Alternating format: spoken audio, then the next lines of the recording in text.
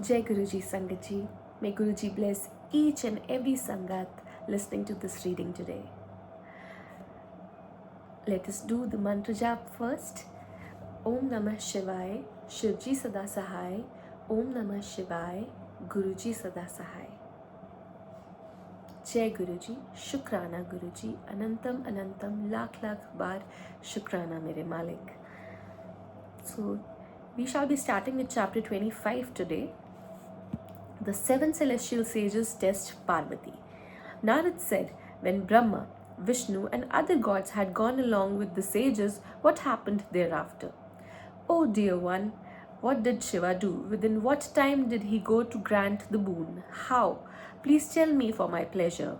Brahma said, when Brahma and other gods had gone back to their respective abodes, Shiva entered into spiritual contemplation in order to test her penance. He meditated upon his own soul within himself, the Atman that is greater than the greatest, free from illusion and obsessions and stationed within himself. The bull-bannered Lord Shiva, the object of expression that whose movements are unknown, is the cause of enjoyment and protection. Shiva is the Lord Supreme. Brahma said, oh dear, then Parvati was engaged in great penance. Even Shiva wondered at that. He became distracted from spiritual contemplation. A deity subservient to his devotees cannot be otherwise. Shiva, the cause of great enjoyment and protection, remembered the seven celestial sages, Vashishta and others. Immediately on being remembered, the seven sages came there with faces beaming with delight and praising their good fate. Bowing to him with folded arms and bent shoulders, they eulogized Lord Shiva with extreme pleasure by means of words choked with devotional feelings. The seven sages said, O great God, Lord of gods, O Lord, O ocean of mercy, we have become very well blessed since we have been remembered by you now. What have we been remembered? We may kindly be commanded. O Lord, have pity on us as on your own slaves. Obeisance be to you.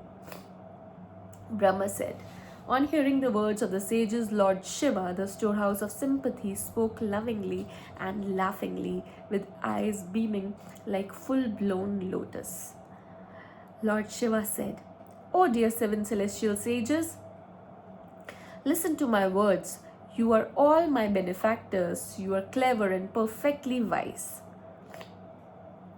The great goddess Parvati, the daughter of the mountain, is performing a penance now in the mountain called the Gauri Shikhar with a steady mind. O Brahmins, she is desirous of attaining me as her husband. She is being served by her maids. She has discarded all other desires. She is determined in her resolve. O excellent sages, you go there at my bidding. With love in mind, conduct the test of her resolve. O virtuous ones of God rights at my bidding. You need not hesitate to employ even deceitful and critical remarks. Brahma said, thus commanded, those sages quickly went there where the mother of universe, the brilliant daughter of the mountain, shone with refulgence. There she was seen as the personified achievement of penance itself. She was shining brilliantly with great splendor. Mentally bowing to her, the seven sages of good rights humbly spoke to her after being warmly welcomed and worshipped by her. The sages said, O daughter of the mountain, listen. Why do you perform this penance? Which god do you wish to propitiate? For what purpose? Please tell us now. Brahma said.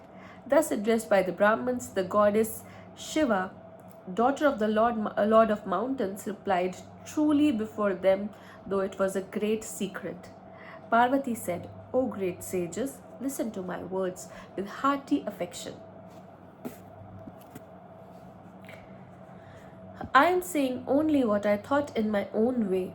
On hearing my words, you will laugh at my considering my proposal impossible. O Brahmins, I hesitate in revealing it, but what can I do? This mind of mine is resolute, helplessly attempting at a great task. Verily, it is trying to erect a high wall on the surface of water. At the bidding of the celestial sage, I am performing this steady penance with the desire that Rudra be my husband. The unfledged birdling of my mind flies up tenaciously. May Lord Shiva, the storehouse of mercy, fulfill its desire. Brahma said. On hearing her words, the sages honored Parvati mentally with pleasure, but spoke these deceptive false words laughingly. The sages said, O daughter of the mountain, although you are wise and intelligent, you are not able to see through the conduct of that celestial sage who professes to be a great scholar but who is cruel minded.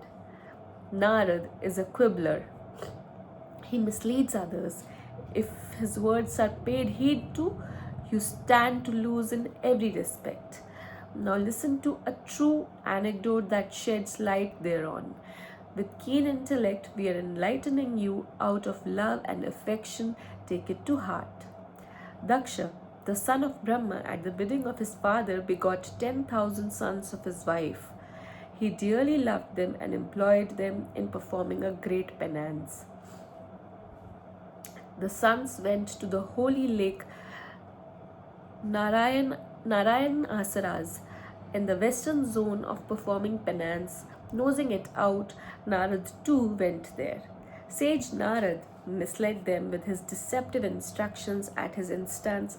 They never went back home to their father. On hearing this, Daksha was infuriated, but his father consoled him. Thereafter, he begot 1,000 other sons and engaged them in penance.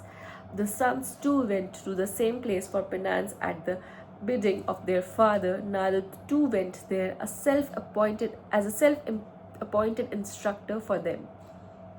He gave them the same instruction, and they went the way of their brothers. They never returned to the parental abode. They were engrossed in avocation of the mendicants. O daughter of mountain, the good conduct of Narad is thus well known. Now, hear about another activity of his in making men detached. There was a Vidyadhara named Chitraketu.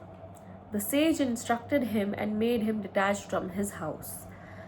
He bestowed his instructions on Prahlad and made him suffer much at the hands of Hiranyakashipu. He is definitely a person who splits others' intellect. Whomsoever this sage advocates his philosophy very pleasingly to the ears, generally the same person discards his hearth and home and begins to beg for alms. Narad has a dirty soul. Though he is endowed with a white, brilliant complexion forever, we know him particularly because we are his associates. People from a distance may describe a stork as a gentle bird that does not prey on fish, but in fact, an associate knows the conduct of his associates. You too, who are honored by the wise, have followed his advice and thus become a fool. This is why you are performing this severe penance. O young lady, he for whose sake you are performing this elaborate penance is a perpetually indifferent person of no emotional disturbance. Undoubtedly, he is an enemy of Kama. The trident bearing Shiva has an inauspicious body, is free from shame, and has no home or pedigree. He is naked and ill featured. He associates with ghosts and goblins and the like. The rogue of a sage has destroyed your discretion with his deception. He has deluded you with apparently good arguments and made you perform this penance. O great goddess, daughter of the mountain, you alone think within yourself how much pleasure could be derived by getting such a bridge room. At first he married Sati, the chaste daughter of the Daksha, eagerly, but the fool that he was, he could not maintain the household even for a few years. He accused her and forsook her himself. The Lord went on meditating on his own form, free from stains and sorrows, and sported happily. He is single without a second and without attachment. He is after salvation. O gentle lady, how can a woman put up with him? O blessed one, even now at our bidding, return to your house. Cast off this foolish intention, you will benefit thereby. A benefiting bridge room for you is Lord Vishnu, endowed with all good qualities. He is a resident of Vaikunt, Lord of wealth, and is skilled in sports. O Parvati, with him we shall fix your marriage that will confer all happiness on you. Leave off this obduracy, be happy. On hearing these words, Parvati, the mother of universe, laughed and spoke to the wise sages. Parvati said, O excellent sages, what you have said may be true according to your light and wisdom, but O Brahmins, my tenacity cannot be affected. Being born of a mountain, toughness is congenital to my body. Pondering over this with a short intellect, you will please desist from preventing me. I shall never discard the wholesome advice of the celestial sage. Vedic scholars know and affirm that the advice of a preceptor is wholesome. Those who firmly believe that the advice of the preceptor is true will experience great happiness here and hereafter. They will have no unhappiness anywhere. Those who distrust the maxim in their heart of the hearts that the advice of preceptor is true will experience nothing but misery here and hereafter. No happiness anywhere. O Brahmins, the advice of the preceptors is not to be eschewed at all. Whether it leads to the attachment of a household or otherwise, my tenacity will remain pleasing to me forever. O excellent sages, what you have just spoken shall be interpreted in another way. I shall explain it in brief. When you glorify Vishnu as the abode of noble qualities or as sportive deity, I do not contradict. As to your statement, the Sadashiv is devoid of attributes. I shall tell you the reason. Shiv is Brahman, unchanging and without aberration. He assumes shapes and forms for the welfare of his devotees. He does not make a show of worldly lordship. Therefore, he assumes the attitude and behavior of great yogins. Shiva is a supreme bliss personified and an avadhut in form. Interest in embellishment and ornaments shall be found in those who are deluded by illusion and who are not in unison with the Brahman. The Lord is devoid of attributes, unborn, free from illusion of visible movement and cosmic being. O Brahmins, Shiva does not shower his blessings on the ground of faith, caste, etc. I know Shiva truly only through the blessings of the preceptor. O Brahmins, if Shiva does not marry me, I shall remain forever a virgin. Truth, I tell you the truth. Even if the sun were to rise in the west, even if the mountain Meru were to move, even if the fire were to be cool, and even if the lotus were to bloom on a rock at the top of a mountain, my stubbornness cannot be nullified. I am telling you the truth. Brahma said. After saying thus and bowing to those sages, the daughter of the mountain stopped and remembered Shiva with an unruffled mind. On realizing the resoluteness of Parvati, the sages hailed her and bestowed excellent blessings upon her. O sage, after bowing to the goddess, the sages who wanted to test her were delighted. They immediately returned to Shiva's abode. Having reached the place, they informed Shiva of all the details. Taking leave of him with respect, they went to the heaven. Chapter 26. Parvati Jatila Dialogue.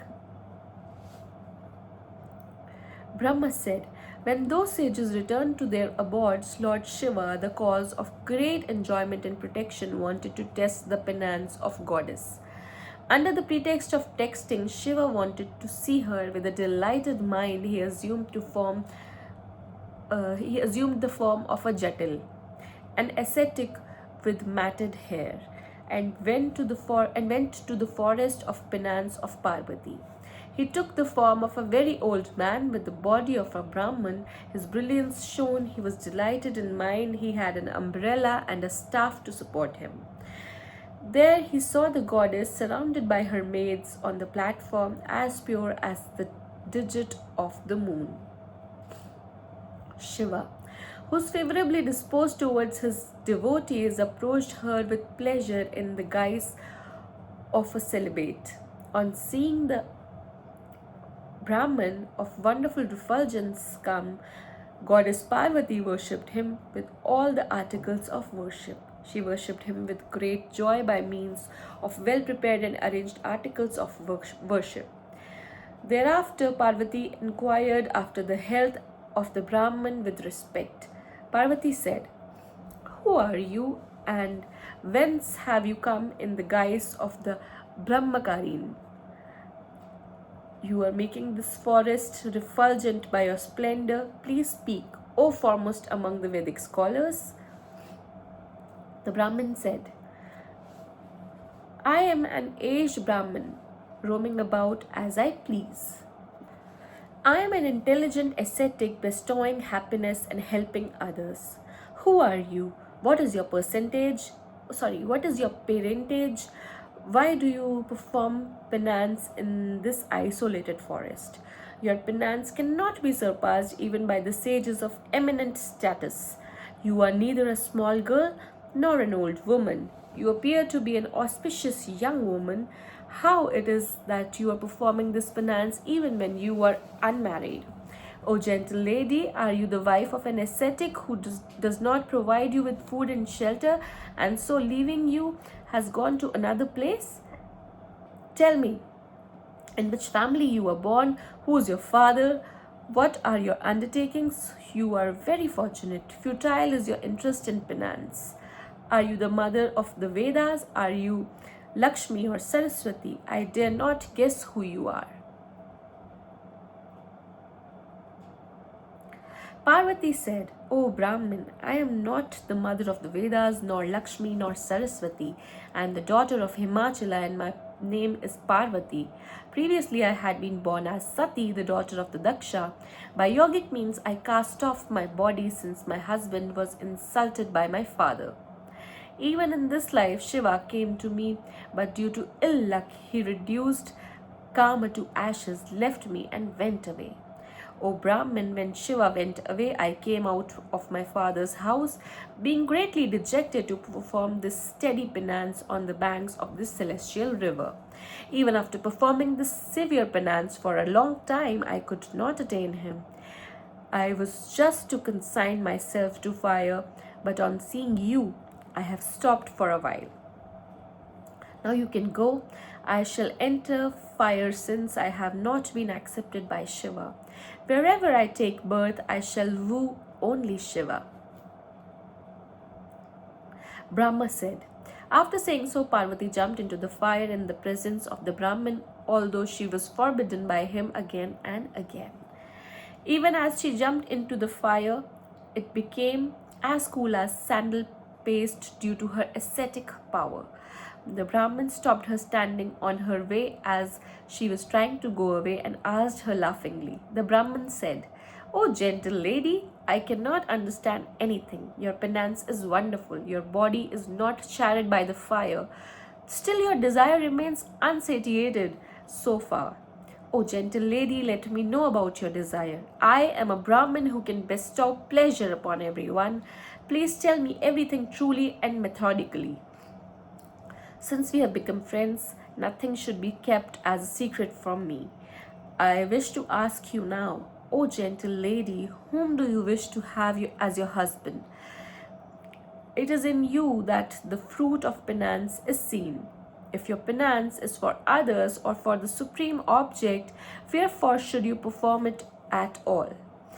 You had a jewel in your hand. You cast it off and have taken up a base metal instead.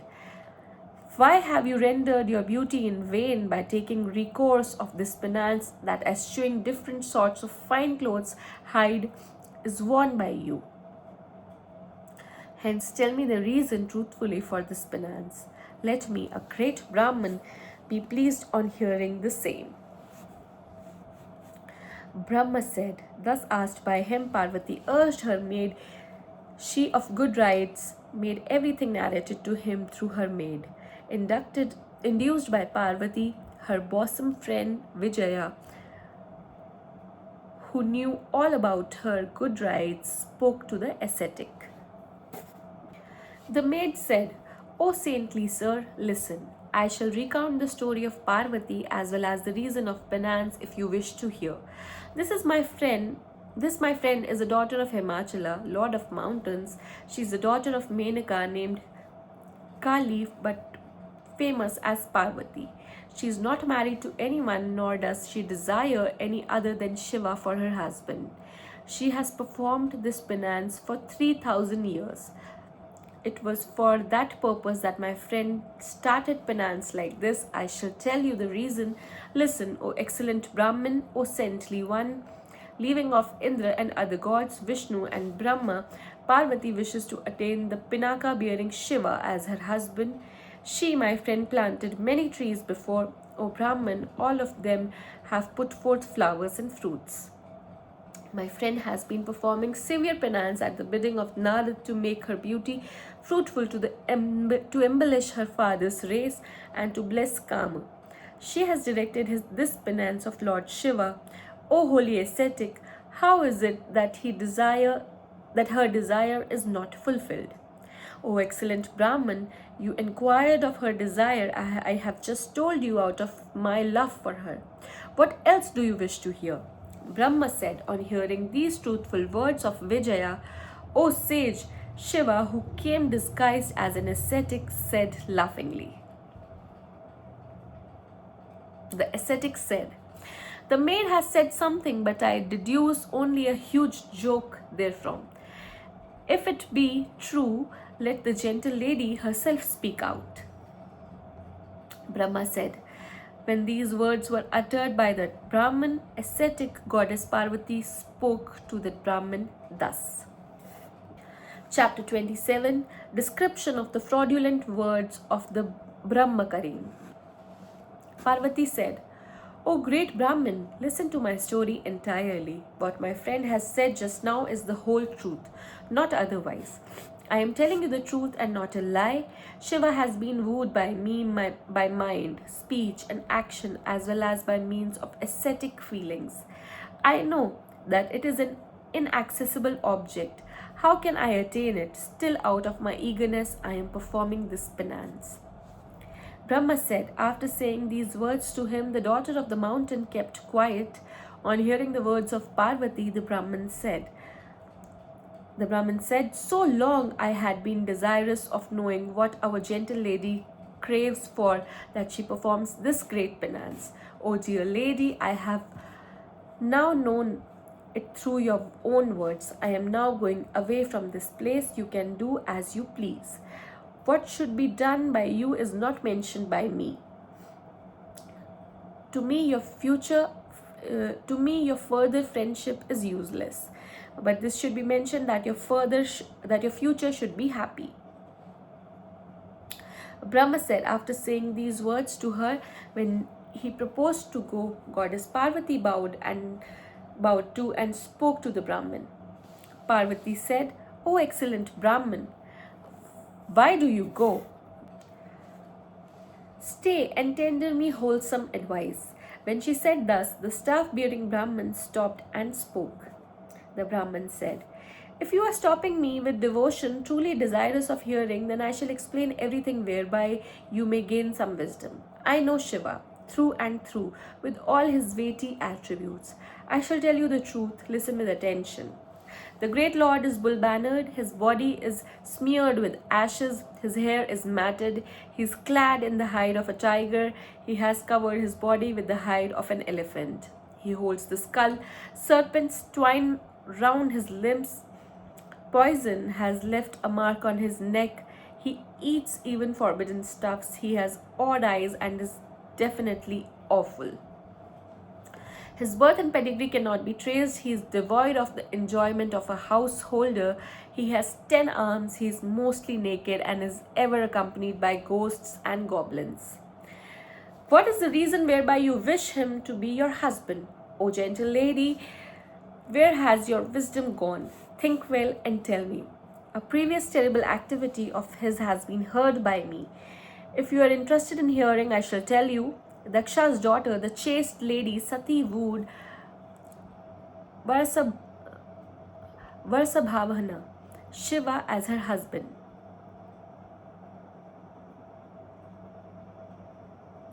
Fortunately,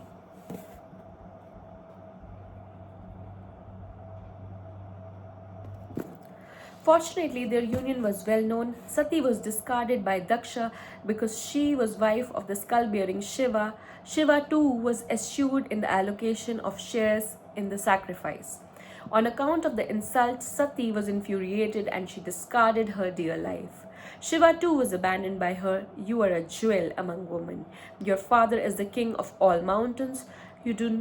Why do you crave for a husband like this, and that too by means of a severe penance? Handing over a gold coin, you wish to buy a piece of glass. Setting aside the pure sandal paste, you wish to smear mud over your body. Unmindful of sunlight, you wish to have the light of the glow warm. Throwing away the fine china silk, you wish to wear the hide. Discarding the life at home, you yearn for a life in the forest. Oh, madam, throwing away excellent treasure, you wish a piece of iron in return. Leaving off the guardians of the quarters, you run after Shiva. This is not well said.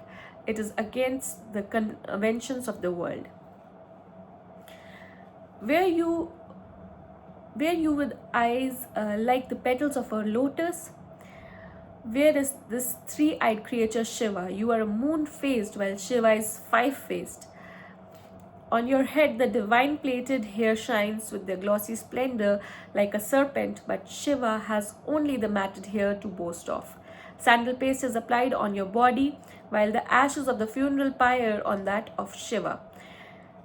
Wear your silken garment and wear the elephant hide of Shiva. Wear the divine ornaments and wear the serpents of Shiva. Where the deities that move about, and where Shiva fond of goblins and their oblations, where the pleasing sound of his tabur, where his peculiar drum called damaru, where the set of fine drums and the inauspicious sign of his horn, where the inauspicious sign of double drum and where the sound of his throat. There is no matching between you both. If he had money to spare, how could he have been naked, being his vehicle is a bull? He has no other appendages. There is not even a single quality in his odd-eyed Shiva out of the innumerable qualities pleasing to women and expected in bridegrooms. Your friend Kama was burnt by Shiva. He insulted you also by leaving you off and going elsewhere.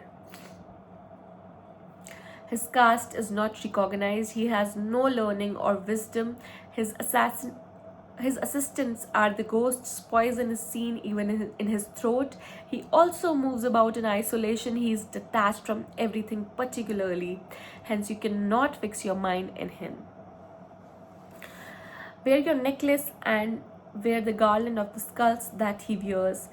Wear your rich divine unguent and wear the ashes from the funeral pyre that he has on his body. O divine lady, everything concerning you and Shiva, such as form, features, etc., is mutually discordant.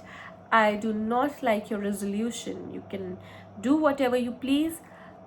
You yourself have evolved taste of all bad objects. Turn your mind from him. If not, do whatever you please. Brahma said. On hearing these words of the Brahmin, Parvati said angrily to the Brahmin who discredited Shiva,